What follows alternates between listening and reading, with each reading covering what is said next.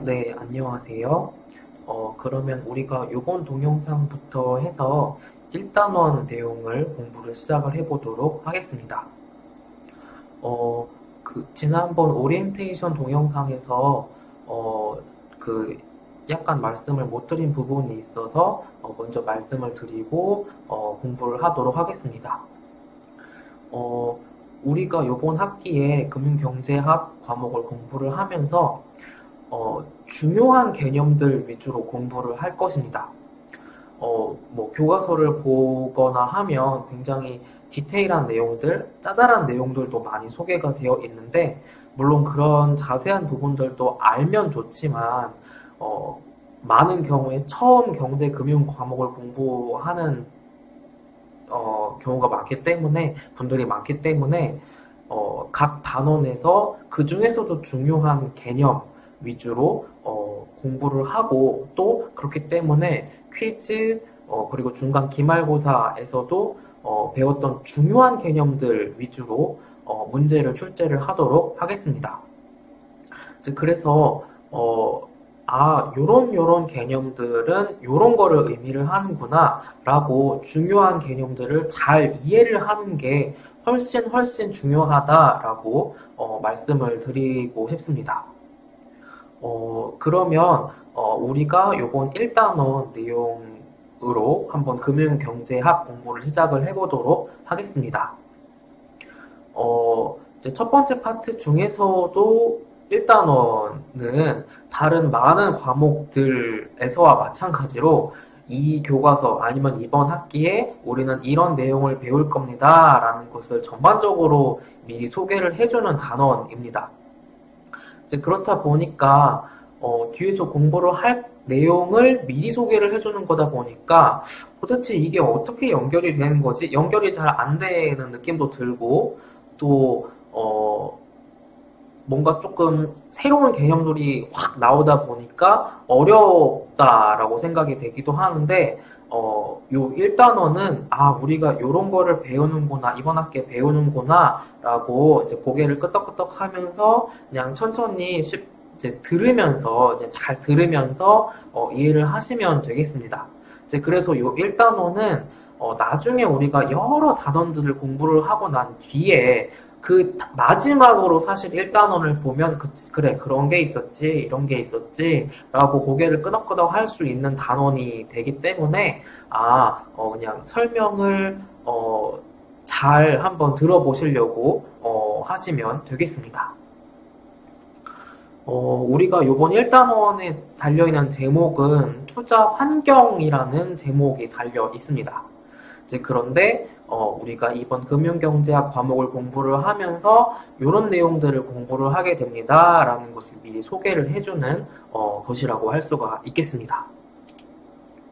이제 그래서 우리가 이번 1단원에서는 첫 번째로 이제 리얼 에셋, 실물 자산에 대비한 파이낸셜 에셋, 금융 자산은 무엇이 있고 어떤 것들을 의미를 하는지를 살펴볼 예정이고 그리고 또 리스크 리턴 트레이드 오프라는 것에 대해서도 살펴보도록 하겠습니다. 그리고 또 중요한 것의 하나로 2008년에 있었던 미국 글로벌 금융위기를 통해서 이와 같은 금융 시스템과 경제가 어떻게 연관이 되어 있는지, 금융 자산들과 어떻게 연관이 되어 있는지, 어떤 영향을 줄 수가 있는지, 그리고 이와 같은 글로벌 금융 위기를 심각하게 악화시켰던 시스템 위기는 어떻게 발생하게 되었는지 글로벌 금융 위기를 통해서 한번 살펴보도록 하겠습니다. 우리가 1.1 부분에서는 이제 실물 자산, 리얼 에셋과 금융 자산, 파이낸셜 에셋이 크게 두 가지 이렇게 자산에는 실물 자산과 금융 자산 두 가지가 있다라는 내용입니다. 이제 뭐 어려운 내용이 아니죠. 그래서 리얼 에셋은 우리가 눈에 그냥 쉽게 보이는 거, 뭐 여기 나와 있는 이그젬플처럼 뭐 땅이나 건물이나 기계 설비 같은 것들 아니면 무형자산에서 어떤 뭐 지식재산권 같은 것들이 리얼 에셋이 되겠습니다. 그래서 뭐 삼성전자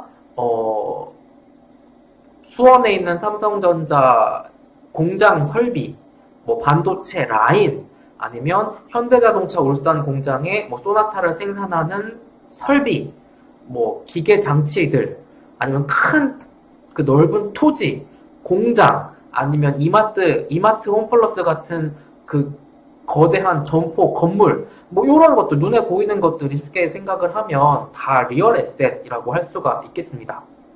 지금까지는 뭐 제가 기업 측면에서 말을 했지만 이거는 개인한테도 마찬가지죠. 부모님이 소유하신 집, 아니면 자동차, 아니면 은행 예적금 같은 것들이, 예적금은 제외하고, 이제 뭐, 건물이나 뭐, 아파트, 뭐, 자동차 같은 것들이 리얼 에셋이라고 할 수가 있겠습니다. 이제 그에 반대로, 이제, 파이낸셜 에셋이라는 것은, 여기 나와 있는 것처럼 주식이나 채권이나 아니면 뭐 펀드를 통해서 투자를 한다던가, 뭐 요즘에는 또다시 지금 이슈가 되고 있는 무슨 코인 같은 것들을 통해서 투자를 하는 것이 다 financial assets, 금융자산이 되겠습니다. 이와 같은 금융자산은 사실 여기 지금 이 첫 번째 점에 나와 있는 게 금융자산의 정의일 때 클레임이라는 단어가 나와 있습니다. 클레임이라는 거는 동사로는 주장하다 뭐 이런 뜻이지만 명사로 여기 지금 나와 있는 것은 어떤 것에 대한 권리를 이야기를 합니다. 즉 그래서 금융자산은 결국 뭐를 의미를 하는 거냐면 그 금융자산을 가지고 있음으로 해서 얻을 수 있는 권리를 보유한 것이 금융자산을 보유한 것이라고 할 수가 있겠습니다. 즉 그래서 뭐 내가 뭐 어떤 기업의 주식을 가지고 있다, 어떤 기업의 채권을 투자를 했다라고 하면 그 기업이 벌어들인 이익을 통해서 주식을 갖고 있으면 배당금, 채권을 가지고 있으면 쿠폰, 이자 같은 거를 받을 수 있는 권리를 갖고 있는 것이 이 financial asset이 되겠습니다. 즉 그래서 여기 위에서 살펴보았던 실물 자산은 진짜 실제로 어떤 물건을 만드는데 직접 쓰이는 것들이 이 리얼 에셋들이죠. 그런데 이 파이낸셜 에셋들은 실제로 뭔가 물건을 찍어내고 하는데 직접적인 도움을 주는 자산은 아닙니다. 즉 그렇지만 기업이 자기가 특히 스타트업이나 뭐 벤처기업 같은 경우를 생각해보면 쉽게 알 수 있듯이 자기가 가진 자본만으로 이 회사를 경영을 하고 뭔가 신제품을 개발을 하고 신규 인력을 고용하고 하기에는 이게 돈이 모자란다, 자본이 모자란단 말이죠. 즉 그러면 이제 자금을 어디선가 끌어와야 되는데, 빌려와야 되는데, 혹은 투자를 받아야 되는데 그렇게 할 수 있는 방법이 파이낸셜 에셋을 이용하는 방법입니다. 기업 입장에서 돈을 빌리는 입장에서 대표적으로는 은행 가서 대출을 받을 수도 있겠고 주식을 발행해서 주식으로 투자를 받을 수도 있고 채권을 발행해서 채권으로 돈을 빌릴 수도 있고 아니면 벤처 캐피탈 같은 곳을 통해서 투자를 받을 수도 있습니다. 이러한 것들이 다 financial asset이라는 것이 되겠습니다. 그리고 우리가 과목 이름에서도 알 수 있듯이 Financial Economics잖아요. 과목 이름이 금융 경제학이잖아요. 그리고 우리 교과서가 Investment라는 제목이 달려있죠. 그래서 우리는 이번 학기에는 웬만하면 Asset이라고 하면 Real Asset이 아니라 Financial Asset, 뭐 주식이나 채권이나 뭐 파생상품, 뭐 그런 어떤 금융 자산에 이번 학기에는 한번 초점을 맞춰서 살펴보도록 하겠습니다. 이제 1.2 부분으로 넘어가서 그렇다면 이와 같은 Financial Asset에는 대표적으로 뭐가 있는지를 한번 그냥 그 카테고리를 살펴보도록 하겠습니다. 이제 우리가 오리엔테이션에서 말씀드렸던 것처럼 아예 몇 개 챕터가 묶인 한 파트로 우리가 나중에 뒤에 가서 채권에 대해서 가격이 어떻게 결정이 되고 채권이 뭐가 있고 어떤 종류가 있고 뭐 어떻게 거래가 되고 하는지 그리고 또 주식도 마찬가지로 어떤 종류의 주식이 있고 이 주식의 가격이 어떻게 결정이 되고 어떤 종류의 주식들이 있고 이런지를 각 파트별로 챕터 몇 개씩을 통해서 자세하게 이 파생상품도 마찬가지로 공부를 할 예정입니다. 이제 그러기에 앞서서 여기 1.2 부분에서는 대표적인 Financial Asset의 사례, 카테고리로 요 Fixed Income Debt Security라는 채권, Equity라는 주식, Derivative Security라는 파생 상품이 있구나라고 이렇게 크게 세 가지의 어떤 카테고리가 있구나라고 생각을 하시면 되겠습니다. 여기 Fixed Income하고 Debt Security는 모두 다 채권을 가리키는 용어입니다. 그래서 기업이 앞에서 우리가 말씀드린 것처럼 뭔가 새로운 사업을 하려고 한다거나 아니면 사업을 확장하려고 한다거나 할 때 자기가 가지고 있는 자금이 부족할 때는 돈을 빌려야 됩니다. 어떤 시중에서 돈을 끌고 와야 됩니다. 그러면 그 끌고 올 수 있는 수단이 은행에서 대출받거나 채권 발행해서 돈을 빌려오거나 주식을 발행해서 주식 투자자로부터 투자금을 끌어오거나 하는 방법인데 Fixed Income이라고 이름이 이렇게 채권의 영어 표현으로 Fixed Income이라고 불리는 이유는 뒤에서 또 채권이 어떤 건지 어떤 형태인지를 캐시플로우를 살펴볼 건데 내가 만약에 어떤 기업 사장이야. 근데 돈이 필요해. 그래서 돈을 빌리기로 했어. 근데 채권을 발행해서 돈을 빌리기로 했어. 그러면 2년 만기로 돈을 빌린다고 하자. 그러면 뭐 예를 들어 이게 1년에 그냥 쉽게 1년에 한 번 이자를 그 빌린 돈에 대해서 내야 된다고 하자. 그래서 2년이니까 이자 내고 마지막에 원금 갚는 방식으로 그렇게 돈을 갚게 되는 겁니다. 그런데 그 갚게 되는 이자가 fixed, 고정되어 있습니다. 매 연마다 똑같은 금액으로 보통은 갚게 됩니다. 그렇기 때문에 이 fixed income이라는 말이 채권을 가리키는 용어로 쓰이게 된 것입니다. 그래서 이거를 누가 발행하느냐에 따라서 뭐 정부가 발행하면 국채 혹은 공공기업이 발행하면 공채, 국공채, 그래서 국공채라고 하죠. 그리고 일반 기업, 민간 기업이 발행하면 corporate bond, 사채라고 이렇게 이야기를 합니다. 그리고 또 두 번째 카테고리가 equity, 이거는 equity를 스탁이라고 표현을 할 때도 있고 이렇게 equity라고 표현을 할 때도 있는데 주식이라는 겁니다. 그래서 대표적으로 보통주 같은 게 이 주식의 대표적인 형태죠. 그래서 요런 용어들이나 이런 것들도 이제 주식 파트에 가서 이제 우리가 이제 챕터 4까지 공부를 한 다음에 바로 금융 상품별로 공부를 또 할 건데 주식이라는 거는 뭐냐면 그 기업이 기업 경영을 1년 동안 열심히 해서 이익이 났어. 물론 손해가 날 수도 있죠. 근데 이익이 났다고 하자. 그러면 그 이익 난 거에 대해서 내가 갖고 있는 주식 수에 비례해서 내가 받을 수 있는 권리를 이 주식이라고 합니다. 즉, 요게 두 번째 Financial Asset의 대표적인 카테고리가 되겠습니다. 그래서 세 가지인데 그 중에서도 가장 대표적인 게 요 두 가지죠. 채권하고 주식. 그리고 여기 세 번째 카테고리가 우리가 이제 그 교과서 뒷부분, 그래서 채권, 주식 살펴보고 바로 파생 상품을 먼저 그렇게 살펴볼 예정인데, 그래서 이게 주식 혹은 채권 아니면 어떤 이게 여기 밑에 나와 있는 옥수수 아니면 원자재, 구리, 원유와 같은 밀, 이런 곳의 가치에 묶여 있는, 연동되어 있는 경우가 대부분이기 때문에 이제 그런 선물이나 옵션이나 스왑 같은 거를 derivative security, 파생 상품이라고 이야기를 합니다. 이와 같은 underlying asset에 지금 제가 말하는 용어는 나중에 다 배울 용어입니다. 그런 기초 자산에 연동이 되어 있기 때문에 파생 상품이라고 이야기를 합니다.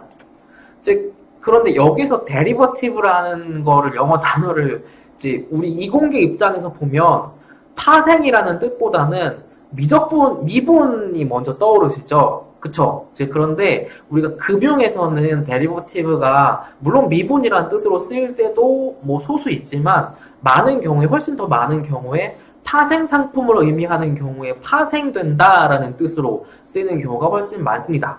그래서 주식이나 채권 이자율, 외환 아니면 이런 실물 자산들의 연동되어서 가치가 변하는 상품, 파생 상품이라고 해서 이렇게 크게 세 가지 주식, 채권, 파생 상품의 파이낸셜 에셋 카테고리가 있다라고 할 수가 있겠습니다.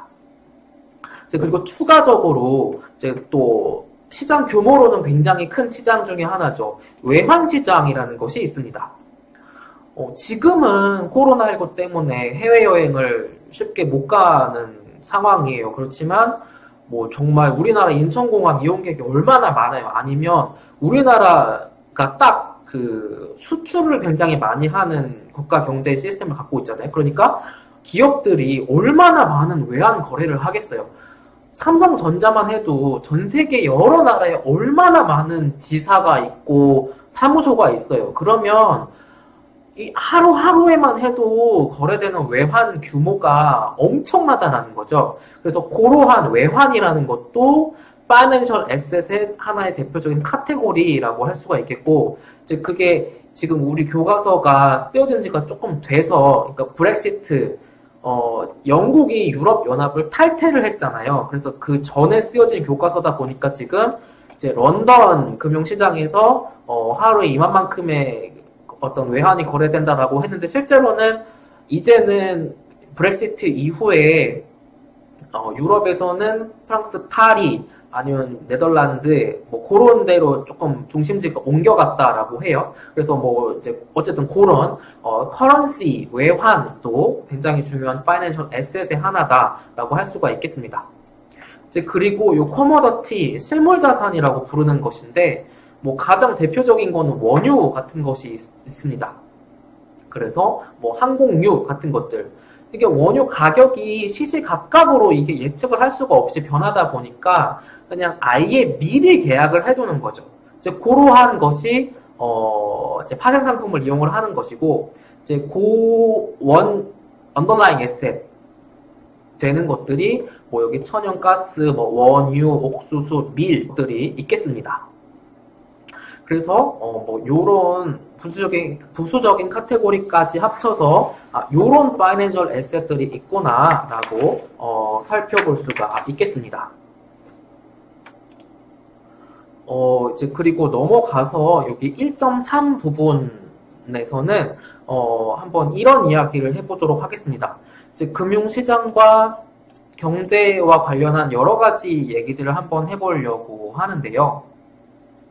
이제 금융시장은 대표적으로는 뭐 주가 아니면 채권의 가격 아니면 이자율 같은 어떤 그런 수치들이 어떤 시장 참여자들한테 정보를 주는 역할을 한다라는 것입니다. 뭐 이런 거를 생각을 해볼 수가 있겠죠. 지금 우리가 이제 뭐 동학개미, 서학개미 막 그렇게 많이 이게 비하하는 게 아니라 언론에서 그렇게 많이 얘기를 하잖아요. 그래서 테슬라가 잘 될 것 같으니까 막 지금 가서 테슬라 주식 사고 아니면 뭐 애플 주식 엄청 사고 막 이러는데 자, 테슬라 주식이 계속 오른다. 애플 주식이 계속 오른다라고 하는 게 뭐를 뜻하나요? 그 회사가 앞으로 잘 될 것 같다. 영업을 잘해서 이익을 잘 낼 것 같다라는 것을 뜻하는 거죠. 그러면 이제 그 회사에 더 많은 사람들이 투자를 하게 되는 거죠. 그래서 이와 같은 금융시장이라는 것은 가장 그 자금을 필요로 하는 기업에게 그 자금이 필요한 곳에 갈 수 있도록 이렇게 정보를 제공해주는 역할을 한다라는 것이 이 파이낸셜 마켓이 하는 역할이다라는 것입니다. 그래서 여기 첫 번째 점에 나와 있는 것처럼 한정되어 있는 이 어떤 자본이라는 것이 그 자본을 가장 필요로 하는 곳에 공급될 수 있도록 뭐 주식을 통해서든 채권을 통해서든 뭐를 통해서든 할 수 있도록 해주는 역할을 이 파이낸셜 마켓이 한다라는 것이 되겠습니다. 그런데 두 번째 점에 나와 있는 것처럼 그렇다면 이와 같은 뭐 이렇게 주식 시장이 됐건 채권 시장이 됐던 이와 같은 파이낸셜 마켓은 그럼 항상 효율적인 자본 배분을 해주는 거냐라고 하면 아닐 수도 있다라는 거죠. 이제 근거 없이 주식 투자자들이 막 그냥 묻지마 투자를 한다던가 아니면 갑작스럽게 어떤 외부적인 요인에 의해서 경제 위기, 금융 위기를 맞게 된다던가 뭐 그런 어떤 그런 순간들에는 금융시장에서 자본을 이제 원활하게 분배를 할 수 있는 역할을 할 수가 없는 시기도 있습니다. 그리고 여기 세 번째 점에 나와 있는 것은 우리가 앞에서 얘기를 했던 거죠. 이제 그래서 연결이 되는 내용이라고 할 수가 있겠습니다. 이제 그리고 두 번째 여기 큰 글씨를 보면 파이낸셜 마켓이 하는 역할로 우리가 소비하는 것을 약간 조절을 할 수 있게 해주는 것이 바로 이 파이낸셜 마켓이 하는 역할입니다. 만약에 금융시장이라는 것이 없다고 생각을 해봐. 쉽게 생각하면 적금이라던가 주식이라던가 뭐 펀드 같은 게 없다고 생각을 해봐. 그러니까 내가 지금 뭔가 미래를 위해서 투자를 할 수 있는 게 없다고 해봐. 그러면 돈이 남아도 이걸 어떻게 할 수가 없고 돈이 없어도 이걸 어디 가서 돈을 빌려올 수가 없는 상황이 되는 겁니다.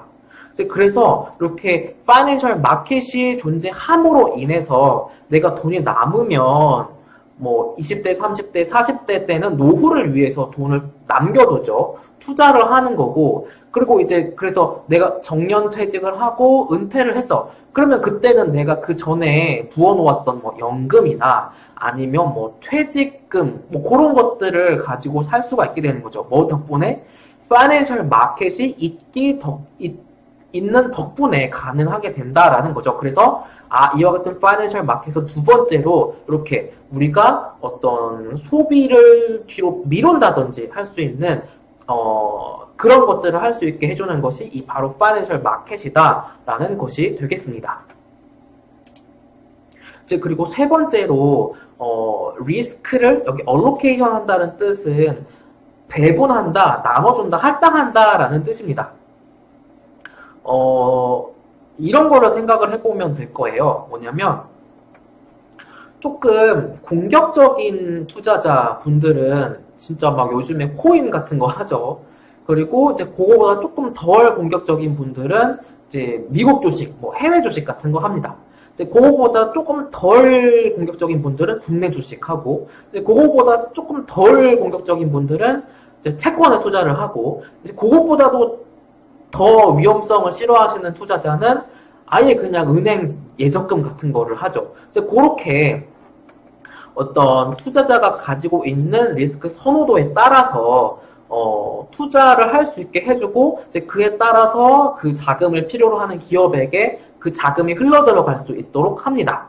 그래서 뭐 나는 이 정도 리스크 나는 뭐 괜찮아 라고 생각하는 투자자들은 주식을 통해서 아니면 더 위험한 뭐 코인 같은 거를 통해서 투자를 하기도 하고 아니면 뭐 조금 안전한 거 좋아하는 투자자들은 채권 같은 거를 통해서 투자를 하기도 하죠. 그래서 이제 금융시장에 있는 리스크가 투자자들이 감당할 수 있는 리스크에 따라서 선택하는 금융상품에 따라서 배분될 수 있도록 하는 역할을 해주는 것인데 그러한 것이 이 파이낸셜 마켓 그래서 뭐 이 파이낸셜 마켓에 주식시장, 채권시장, 펀드시장, 외환시장, 파생상품시장 등등등등 많은 종류의 시장이 존재하는 덕분에 이와 같은 리스크의 얼로케이션이 가능하다라는 것입니다.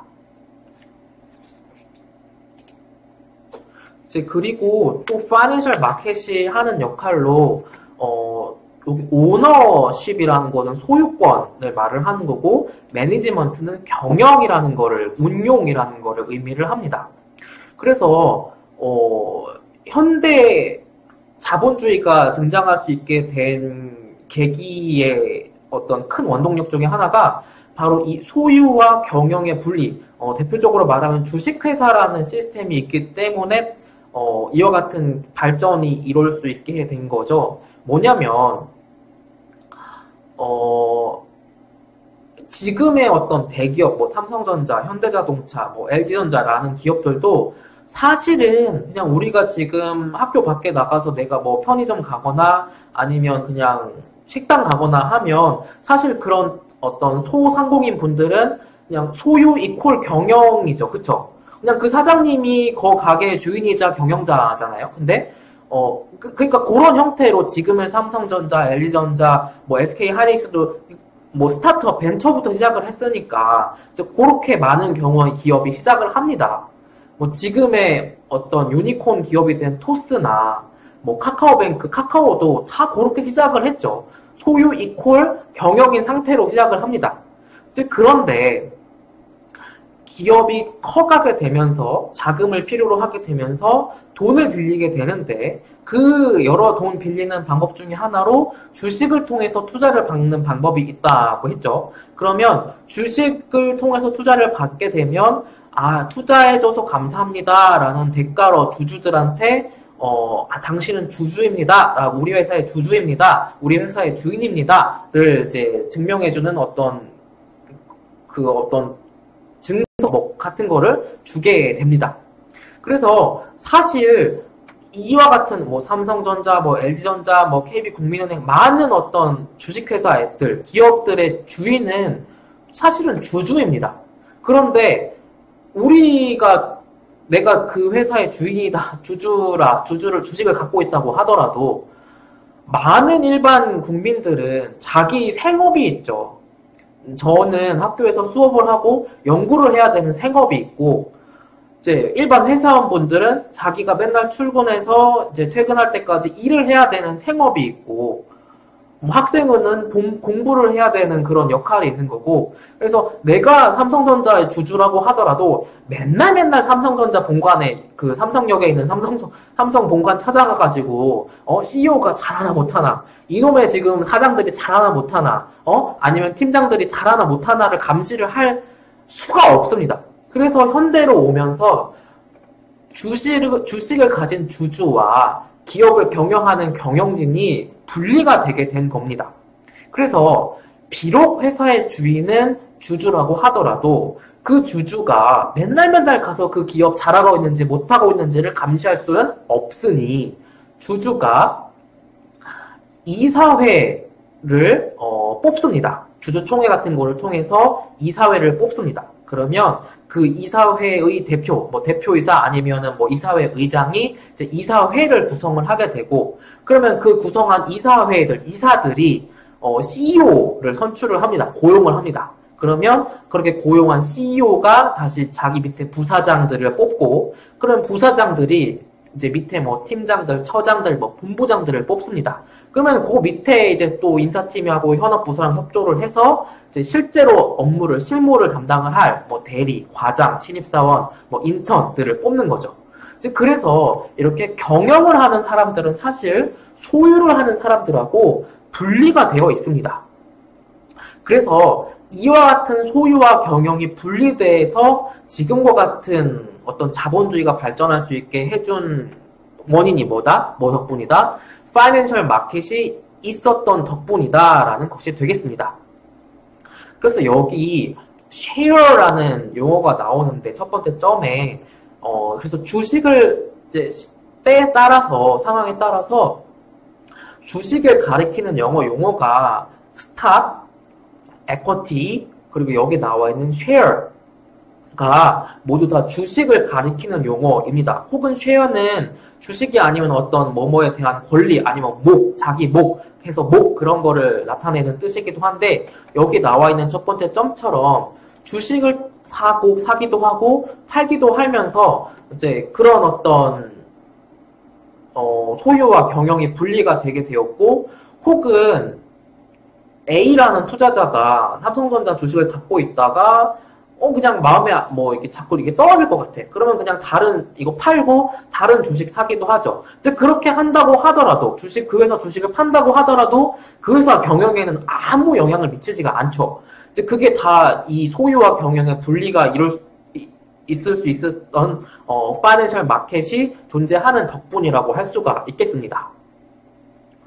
즉 그런데 그러면 이와 같은 주주들로부터 회사를 경영할 이제 권리를 위임을 받은 CEO를 비롯한 대표적인 CEO, CFO, CSO 그런 분들 있죠. 그럼 그런 분들이 정말 주주의 이익의 극대화를 위해서 사실은 일을 해야 되는 게 맞는데 항상 그렇지는 않은 경우가 있다라는 거죠. 이제 그런 문제가 발생하는 것이 바로 에이전시 프로블럼이 발생을 한다라는 것입니다. 여기서 에이전시 프로블럼은 한국말로 대리인 문제라고 번역을 하고 여기 땡땡 뒤에 나와 있는 걸로 설명을 보면 conflict of interest. interest는 여기서 흥미라는 뜻이 아니라 어떤 이해관계의 conflict, 충돌이라는 것입니다. 그래서 아니 주주는 지금 회사 경영 잘해서 최대한 이익 잘 나라고 CEO, 뭐 부사장, 뭐 팀장, 본부장들을 앉혀놨더니 회사 경영을 위임을 해놨더니 딴짓을 한다는 거죠. 뭐 이런 거가 대표적이죠.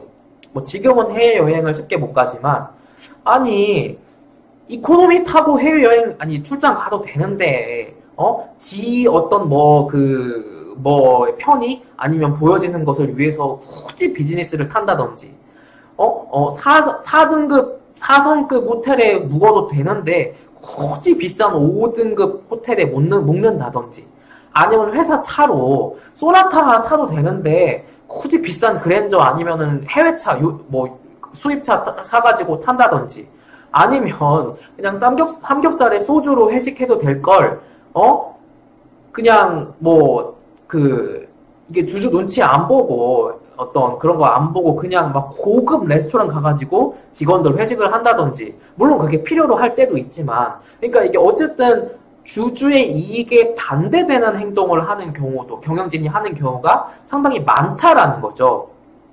그래서 이런 에이전시 프로블럼이 상당히 많이 발생을 하게 되고 문제가 되더라. 이제 그래서 그러한 것을 가만히 놓고 볼 수가 없으니 이제 그러한 것들을 미티게이트, 완화시킬 수 있는 수단들을 고민을 하게 됩니다. 그래서 첫 번째는 뭐냐면 회사의 성과, 특히 뭐 CEO라든지 뭐 사장님들의 성과를 회사의 이익과 연동시켜 놓는 거죠.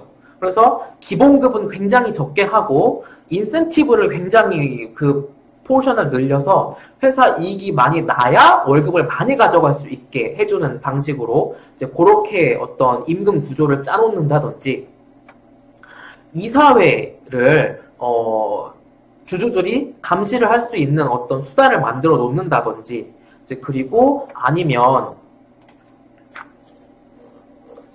이사회가 그 CEO가 어떤 정책을 아니면 어떤 새로운 산업을 진출하기로 결정을 내렸다고 하자. 근데 이사회 구성원들이 보기에는 영 아니야. 그러면 이사회로 하여금 CEO를 극단적으로 말하면 자른다던가 아니면 이제 그런 어떤 정책을 못하도록 그렇게 이사회가 CEO, 경영진으로 대표되는 CEO를 방어할 수 있게 하는 것이 두 번째.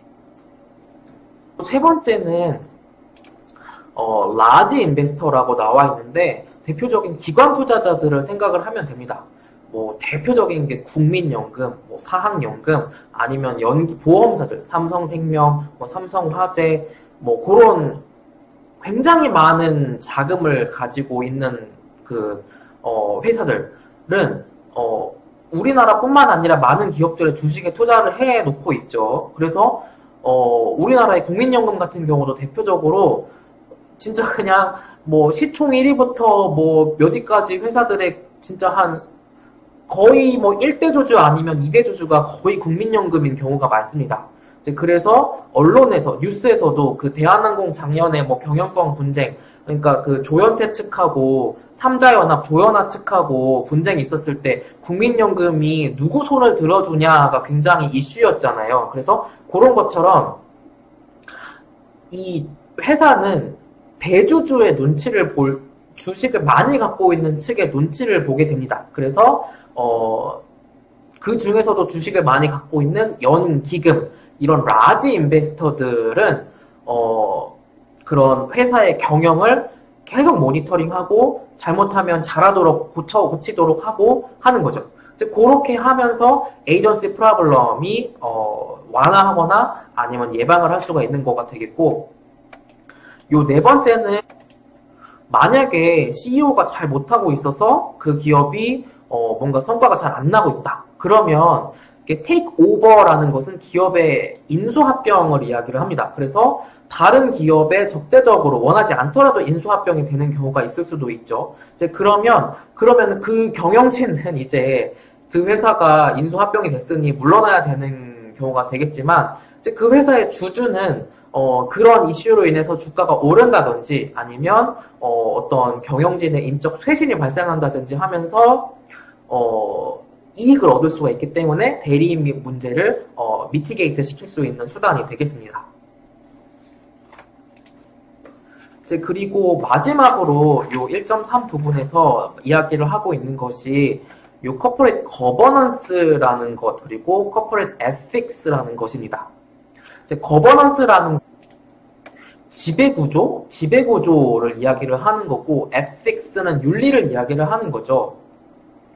이제 혹시 회계를 먼저 공부를 해보신 분들은 어떤 회계가 기업이 회계 처리라든지 어떤 회계 정보를 잘 관리를 하지 않고 부정을 저질렀을 때 이제 회계 부정이 발생을 한 거에 대표적인 사례로 요 엔론이라는 기업의 사태가 있었다, 이런 사태가 있었다라는 것을 공부를 한 적이, 들어본 적이 있으실 겁니다. 그래서 분식회계 같은 거를 하게 되면, 그러니까 실제로는 내가 100만큼을 벌었는데 회계장부 공개, 이제 투자자들이 보게 되는 회계장부에는 내가 150 벌었다, 뭐 200 벌었다, 이렇게 뻥치는 거죠.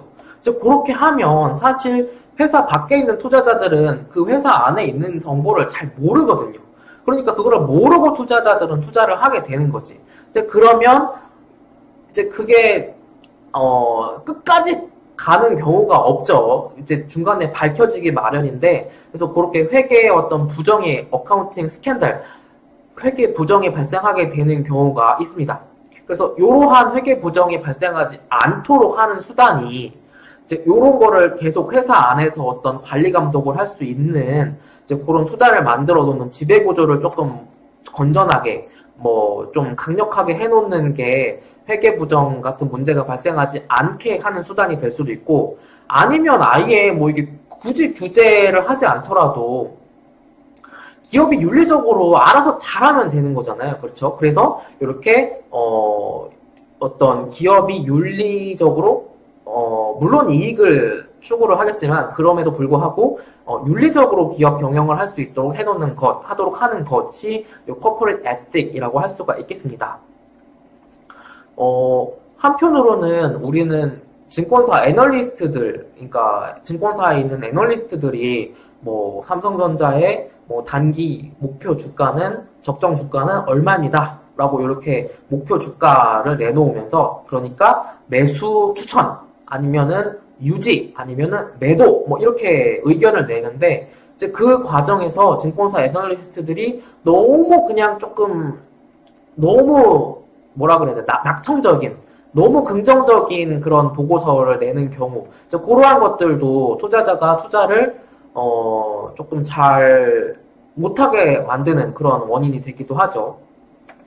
이제 그리고 이 엔론이라는 기업이 분식회계를 저지를 수 있었던 거는 그 회사의 회계 감독을 맡았던 회계법인이었던 아서 앤더슨이라는 회계법인이 있었는데, 이 회계법인이 이 엔론이라는 기업의 분식회계를 뭐 일종의 도와줬기 때문입니다. 이제 그래서 분식회계, 엔론이 분식회계를 할 수 있었던 것이고, IMF 이전에 우리나라에 대우라는 기업이 있었습니다.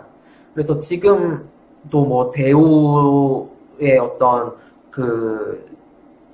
어떤 이어지는 기업들이 우리 뭐 포스코 대우라든지 아니면 GM 자동차도 이제 그 연장선상이죠.